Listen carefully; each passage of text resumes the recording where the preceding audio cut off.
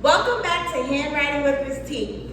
Hey friends! Today we're going to learn a new letter, of course, a new letter. In our last video, we learned how to write the uppercase B. What letter do you think we're going to learn today? What letter do you think we're going to learn today?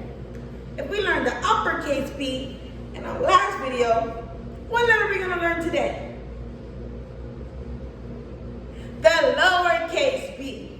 And I want my friends to pay close attention to the way we write our B's, because sometimes you can get mixed up and you can write a D instead of a B. Again, you can get mixed up and write a D instead of a B. Today we're learning how to write the lowercase b. The lowercase b. So it's important, before we get started, to have our back straight. We have our pencil and paper. We're tripod gripping. When we're writing, we're tripod gripping our pencil. And if we have our paper this way, we want to kind of slant it this way, okay? Let me see. Good job. Now, I want to go over a few things because I never want my friends to get confused when writing a B. I don't want you to write a D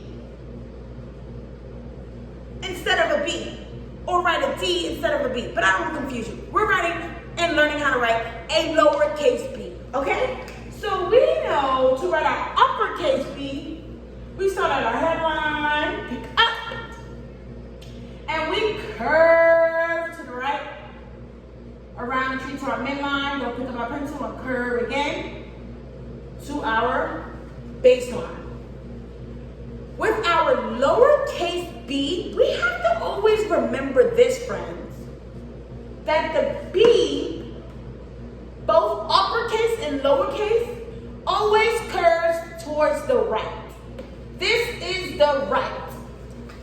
This is the right. This is the right. The capital B is curving to the right around the tree to the midline, and then to the right and curving down to the baseline. When we write our lowercase b, we're going to use the headline, midline, and baseline, but something is cut short. Something is a little bit different with the B, but we are always curving to the right. And I'm going to show you that. This is right and this is left. Remember, the lowercase b is always curving to the right, just like the uppercase b. When we're writing our lowercase b, you want to start at your headline and pull down to your baseline and pick up your pencil, just like you did the uppercase b. But with the lowercase b, all you're doing is going around the tree one time to the right. Just like we went around the tree here, we're not going around the tree on the top like this. We're just going around the tree to the right, starting at our midline and ending at our baseline, just like that. And do you see how we're curving to the right and not curving to the left? That is a D. That is a D. That is not what we're learning, and we don't want to get confused. We're curving to the right. We're curving to the right. Okay, so we're going to start at our headline, come down to our baseline, pick up. We're going to do one curve around from our midline to our baseline. So you see with the uppercase B, we did two curves. Here and here. With the lowercase b, it's just one starting from the midline to the baseline. But we are curving to the right. Pull down from our headline to our baseline, pick up our pencil, and curve from the midline to the baseline around the tree, just like that, okay? Never get confused. When you see that your uppercase B, and you always want to remember that your uppercase B is curving to the right, I'm going to the right, your lowercase b is going to go to the right too. but it only curves here at the midline to the baseline, to the right. Some friends may get it confused and write a D instead of a B. We'll learn this, that a D, yes, it starts at the headline and at the baseline, and then you pick up your pencil, but the D curves to the left, backwards. It curves back. You see how different the D looks from the B? This is what we're learning. We do not want to write D. We're going to erase that.